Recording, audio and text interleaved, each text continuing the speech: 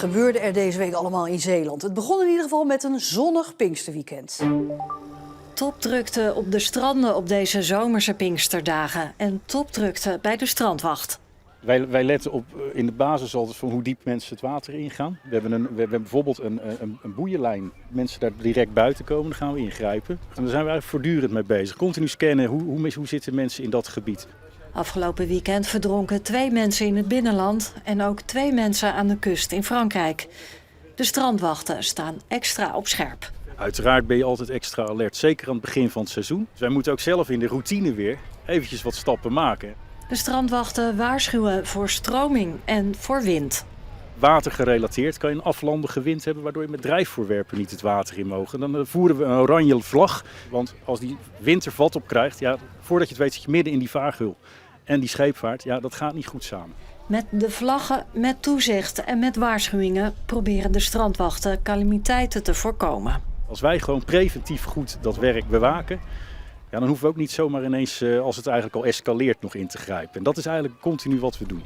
De verwachting is dat het ook de komende tropische dagen druk zal zijn op de stranden. Een primeur voor Scalda. Technici bouwen het eerste digitale klaslokaal van Zeeland. Hier kunnen studenten ervaren hoe het echte werk eraan toe gaat. Een gigantisch LED-paneel met allemaal hele kleine LED-paneeltjes. Die zijn met touch. En wat we eenmaal gaan doen hier is een gigantische 3D-omgeving gaan we hier projecteren, waarmee je kunt interacteren als je op het scherm klikt. Ik denk dat de meeste mensen wel een VR-bril kennen. Die zet je natuurlijk op en dan kom je in een omgeving. Nou, dit is eigenlijk zo'n omgeving, alleen dan zonder de VR-bril. En als de studenten hier straks les krijgen, komt dat er zo uit te zien. Een belangrijke stap, want zo zijn de studenten nog beter voorbereid voor het echte werk. Zo gaaf is hieraan is dat de praktijk brengen we naar het onderwijs toe. Waarin een stagiair nu de praktijk voornamelijk ervaart op zijn stageperiode, kunnen we daar eigenlijk nu al mee van start gaan. Als we op deze manier kunnen innoveren en mooie nieuwe dingen kunnen bouwen, ja, dat is fantastisch. We willen eigenlijk voor elke opleiding een specifiek scenario maken, zoals we dat dan noemen. Voor zorg geef ik altijd het voorbeeld. Zij hebben veel stress ervaren in het werkveld. En op het moment dat wij zo'n zorgpraktijkscenario kunnen namaken hier, die stressfactoren van daar naar hier kunnen brengen, kunnen we daar met de studenten aan de slag. Het digitale lokaal moet eind juni klaar zijn. Het lerarentekort. Er wordt al jaren over gesproken in Zeeland. Maar bij de PABO, de lerarenopleiding van de HZ, zien ze een stijgende lijn in het aantal studenten. De collegezaal in Vlissingen zit sinds een paar jaar voller met studenten van de leraaropleiding, de PABO. De studie wordt steeds populairder. Ik denk dat je op een hele positieve manier echt een bijdrage kan leveren aan de ontwikkeling van een kind. Want ze zijn eigenlijk gewoon heel blij dat je er bent. Ook al doe je niet zo heel erg veel. En dat is gewoon heel lief hoe ze met je omgaan. Dus ja, dat vind ik gewoon heel erg fijn. En ze ook een onveilige omgeving te bieden. Want meestal, soms kan dat thuis niet gebeuren natuurlijk. En op school kan je dan toch als juf of meester gewoon een veilige omgeving bieden. En dat vind ik heel fijn. Hier zitten de juffen en meesters van de toekomst. En zij zijn heel erg belangrijk om het lerarentekort tegen te gaan. De PABO-opleiding in Vlissingen ziet al een tijdje een stijging aan studenten. En ook voor komend studiejaar is een voorlopige stijging te zien van zo'n 5%. Dat klinkt misschien niet veel, maar dat er meer studenten voor de opleiding kiezen is erg belangrijk. Iedere bijdrage aan het lerarentekort is er één. Het is gewoon heel goed om te zien dat het beroep van leerkracht weer volop in de belangstelling staat en mensen daar ook de pracht van zien. Omdat dat de scholen gewoon ten goede komt. Iedere leerkracht draagt weer een beetje bij. En aan die populariteit is hard gewerkt. In Zeeland en ook in de rest van het land zijn er meer PABO-studenten. We denken dat het imago van het beroep echt wel geholpen heeft. Daar is heel veel aandacht aan besteed. De landelijke overheid heeft een campagne gedaan en we zien gewoon dat het vak van leerkracht echt weer in de belangstelling staat. En bovendien is ook het salaris gelijk getrokken met het VO en sindsdien zien we ook die lichte groei wel ontstaan. Het zijn vooral juffen die voor de klas staan, maar ook mannen kiezen vaker voor de lerarenopleiding. Er zijn ook gelukkig meer mannen in de klas. We proberen echt om te zorgen voor een diverse aanwas van nieuwe leerkrachten. Dat betekent zowel meesters als juffen. Op dit moment zien we dat we zo ongeveer tussen de 20 en de 25% mannen hebben op de PABO. Zowel in de instroom als in de uitstroom. Daar zijn we gewoon blij mee. Er klinkt vooral goed nieuws, maar deze nieuwe aanwas in het onderwijs zorgt er niet meteen voor dat het lerarentekort is opgelost. Dat gat blijft gewoon groot. Er gaan meer mensen met pensioen dan er van ons uit bijkomen. Maar het helpt natuurlijk wel. En zeker als het imago van het beroep gewoon goed staat. Als iedereen weet wat voor prachtig en uitdagend beroep het is. Waar je een hele grote boterham mee kunt verdienen. Hoe beter het ook voor het onderwijs is. Want dat betekent dat de juiste mensen in het onderwijs terechtkomen. En dat straks ook op scholen alle groepen gewoon prima een professional voor de klas hebben. Zowel onderwijsassistent als leerkracht. Het eerste studiejaar is me heel leuk bevallen. Ik heb heel veel mensen leren kennen natuurlijk en veel nieuwe vrienden gemaakt. En ik vind ook dat de vakken heel leuk zijn en ze kan ze ook echt toepassen, zeg maar, op stage zelf. Dus dan krijg je in de les bijvoorbeeld iets te weten wat je zelf ook kan toepassen. Bijvoorbeeld een les die je kan geven of idee. Dus dat is heel fijn. Dit is gewoon je droombaan. Ja, eigenlijk wel. En over een paar jaar zijn zij dus voor de klas te vinden. De dinsdag na Pinksteren staat in grote delen van Zeeland beter bekend als Pinkster 3. Op veel plekken op Walcheren staat ringrijden dan ook op het programma. Zo ook in Oostkapelle. En het was een bijzonder warme editie dit jaar. Ja, een beetje warm voor de paarden ook, maar als ze maar water genoeg hebben, vroeger was het ook warm als ze plan mochten werken. En ze hoeven maar 1 keer in de 30 beurt en een keer heen en weer, dus dat gaat wel lukken. Zolang ze allemaal nog zin hebben, gaat het goed. Om de dag goed door te komen zorgen ringrijders goed voor hun paarden en voor zichzelf. En we kunnen extra water geven en we kunnen zelf ook extra water en zo drinken, dus dan komt het wel goed. Voor onszelf een biertje af en toe, hè. En de paarden water. Biertjes voor de gezelligheid. Ik probeer ook veel frisdrank te drinken, want anders dan red je het niet zo'n dag. Maar voor de rest gaat het wel goed. Het is ook gewoon jezelf er een klein stukje aan overgeven, schaduw opzoeken en lekker veel drinken. De 24-jarige man die vorig jaar juni in een Jumbo-supermarkt in Vlissingen de 44-jarige Thomas doodschoot, is veroordeeld tot 12 jaar cel en wordt daarna onder intensief toezicht geplaatst. Volgens de rechtbank in Breda is er sprake van doodslag. De 24-jarige man was vorig jaar met zijn vriendin in de supermarkt toen zij ruzie kreeg met een andere vrouw, de schoondochter van Thomas. Er ontstaat een vechtpartij en Thomas schiet te hulp, waarop er een ruzie ontstaat tussen hem en de 24-jarige Vlissinger. Die voelt zich ingesloten en schiet vervolgens 2 keer op Thomas, die even later aan zijn verwondingen overlijdt. Jan-Paul van Hekken kan zijn koffers gaan inpakken. De voetballer uit Arnhemuiden is door bondscoach Ronald Koeman opgenomen in de definitieve selectie voor het WK in de VS. En dus zullen ze hier in Arnhemuiden trots zijn op hun Jan-Paul van Hekken. Van Hekken is pas de 6e Zeeuw die namens Oranje gaat uitkomen op een WK. En de laatste is alweer een tijdje geleden. Dat was Peter van Vossen tijdens het WK in 1994. En naast Van Hekken doet er nog een Zeeuw mee. Bij Curaçao is Godfried Hoemeratu uit Oossoeburg geselecteerd. Voor beide voetballers begint het WK op zondag 14 juni. Hoe gaat het met de elektrische bussen die vanaf december rond gaan rijden in Zeeland? Verantwoordelijk gedeputeerde Harry van der Maas is naar China gegaan, waar ze worden gebouwd. En zijn conclusie: het gaat helemaal goed komen. Maar elders in het land denken ze daar heel anders over. Daar zit hij, achter het stuur, op de Chinese snelweg in een van de gloednieuwe elektrische bussen. Provinciebestuurder Harry van der Maas was afgelopen week in China, waar die bussen worden gebouwd. Waarom? Ter controle. Loopt alles wel op schema? En wat denkt u? Dat ziet er goed uit. Met andere woorden, ik heb daar vertrouwen in. En dat is maar goed ook. Want in december rijden de elektrische bussen van het Chinese bedrijf Build Your Dream rond in Zeeland. Maar als je googelt op elektrische bussen van Build Your Dream, kom je talloze nieuwsberichten tegen. En die zijn niet bepaald positief. In Lelystad stuurden buschauffeurs een brandbrief naar de provincie. De accu's werken niet, de communicatie hapert, de bus heeft een afwijking naar rechts en de chauffeurs voelen zich onveilig. In Oost-Nederland moeten chauffeurs naar de fysio, omdat ze pijntjes oplopen van het bijsturen en de scheve stoelen. In Overijssel zijn er zorgen, in Gelderland en Flevoland worden boetes uitgedeeld, laden lukt niet en in Noorwegen zijn ze bang dat de Chinezen een killswitch hebben gemonteerd. Alles wat er maar mis kon gaan, is misgegaan.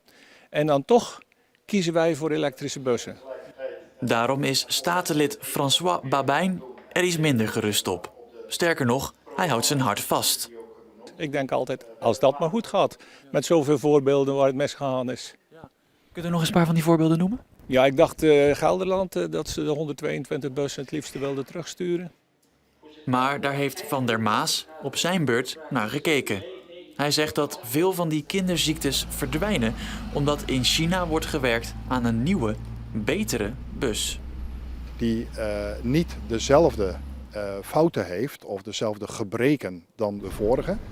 En daarbij komt dat Van der Maas de opdracht heeft om het openbaar vervoer te verduurzamen. Ja, maar er zijn ook mogelijkheden met dieselbussen, die dus met het HVO-brandstof, dus dat is ook al een stuk milieuvriendelijker. Maar het gaat met name om de betrouwbaarheid dat dus die bussen rijden. Dat we dus niet het verhaal krijgen van busje komt zo, maar busje kwam niet. Tja, en dan is er nog iets. Is er wel genoeg stroom voor die elektrische bussen? Algemeen bekend is dat het stroomnet overal propvol zit. Dat klopt, daar heb ik inderdaad ook wel wat zorgen om gehad. Krijgen we dat vroegtijdig voor elkaar. Op dit moment wordt er ook aan gewerkt op meerdere plekken in Zeeland om dat te realiseren. Maar ja, dat gaat goed komen. En wat betreft die andere punten, het wordt afwachten. Maar één ding is zeker, als het misgaat, is hij de eerste die zijn mond opentrekt. De toekomst zal het leren. Maar wij hebben gewaarschuwd in ieder geval. Doe het niet. Het speciaal onderwijs in Zeeland groeit hard. De afgelopen 4 jaar kwamen er ruim 230 leerlingen bij. En dat is een stijging van 10%. Dat is volgens de overkoepelende organisatie OSEO een zorgelijke ontwikkeling. Op het Odyssee College in Goes, onderdeel van stichting OSEO, merken ze dat het aantal leerlingen groeit op hun school. De klassen raken zo vol dat ze komend schooljaar 3 nieuwe brugklassen beginnen. Nou, je ziet veel leerlingen die konden best gedijen in het basisonderwijs, omdat daar meestal 1, soms 2 leerkrachten voor de klas staan. Veel nabijheid dus van zo'n leerkracht. En je ziet in regulier voortgezet onderwijs toch wel heel veel verschillende leerkrachten voor de klas. Veel prikkels, een wisselend lesrooster. Dat is voor onze leerlingen in ieder geval heel lastig. OSEO heeft praktijkscholen en biedt daarnaast speciaal onderwijs in het voortgezet en basisonderwijs. Vooral het aantal leerlingen bij de praktijkschool groeide het hardst. 18% naar 470 scholieren. Het voortgezet speciaal onderwijs groeide met 15% naar 1330 leerlingen. Het basisonderwijs is iets gekrompen, maar in totaal dus een groei van 10% op de scholen. We vinden dat die groei van 10% in de afgelopen 3 jaar toch al heel erg veel is. En we zien ook dat die groei nog niet stopt. Dus in die zin maken we ons daar wel zorgen over, omdat bij elk kind wat naar specialiseerd onderwijs zit een verhaal achter. Vaak van faalervaringen erin of niet de juiste ondersteuning krijgen. Dus in die zin maken we daar wel zorgen over. Wat voor problemen zien jullie vooral voorbij komen? Nou, ik denk dat zeg maar de maatschappelijke ontwikkelingen, ik vind social media daar ook wel een belangrijke in. En de hele setting daarin, waardoor leerlingen het toch wat lastiger vinden om in die reguliere setting hun draai goed te kunnen vinden. En die groei zorgt voor verschillende problemen voor de school in Goes. We merken echt dat we tegen de capaciteiten van ons gebouw aanlopen. Dus dat betekent dat we gewoon geen lokalen meer over hebben voor extra groei. Het aannemen van goede geschoolde leerkrachten wordt ook gewoon steeds moeilijker. Het Watersnoodmuseum in Ouwerkerk moet zijn administratie op orde brengen, eist de provincie. De administratie van het museum blijkt een rommeltje. Het is onduidelijk waar de jaarlijkse provinciesubsidie van 4 ton aan besteed is. En ook is er onduidelijkheid over de scheiding tussen projecten en vaste taken. En daarnaast lopen de subsidies van de provincie en de gemeente Schouwen-Duiveland in de administratie door elkaar heen. Het Watersnoodmuseum stevend af op een tekort van ruim 500.000 over het afgelopen jaar, maar kan dat uit eigen middelen betalen. Een 35-jarige vrouw uit Hulst hoorde gisteren TBS met voorwaarden tegen zich eisen in de rechtbank van Middelburg. Ze zou vorig jaar juli haar 3 maanden oude zoontje hebben willen doden door hem te laten verdrinken. De vrouw kampte met een postnatale depressie met psychotische kenmerken en is daarom volledig ontoerekeningsvatbaar volgens het Openbaar Ministerie. Op die dinsdag 29 juli vorig jaar ziet een wandelaar een vrouw bij het water. Ook ligt er een kinderwagen in het riet. Als de vrouw zich omdraait, ziet hij een babytje in haar armen. De baby kleurt groen en heeft schuim om zijn mond. De man belt de hulpdiensten. 2 ambulances, meerdere politiewagens en een traumahelikopter komen ter plekke. Het kindje wordt gereanimeerd en met spoed naar een ziekenhuis in Antwerpen gebracht. Hij ligt een week in coma en vecht voor zijn leven. Inmiddels gaat het goed met het nu 1-jarige jongetje. De gemeente Terneuzen roept de hulp in van het ministerie van Onderwijs, Cultuur en Wetenschap. Het gaat over de bezuinigingsplannen van het Lodewijk College in Terneuzen. In dat plan verdwijnen 50 voltijdsbanen op de school. Dat is een kwart van het personeelsbestand. In een brief vraagt de gemeente met klem aan het ministerie om actie te ondernemen. Het is feitelijk een noodkreet van de gemeente Terneuzen aan Den Haag. Den Haag, help ons, wij kunnen dit niet alleen.